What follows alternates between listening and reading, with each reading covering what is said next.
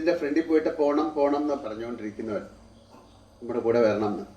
അപ്പോൾ ഇപ്രാവശ്യം വന്നോളൂ, എൻ്റെ കൂടെ വരൂ.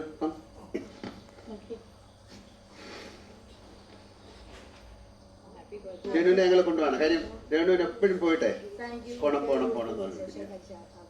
പൈസയൊക്കെ ഉണ്ട് കേട്ടോ, കഴിക്കണം. Okay, all the best. നന്നായിരിക്കട്ടെ.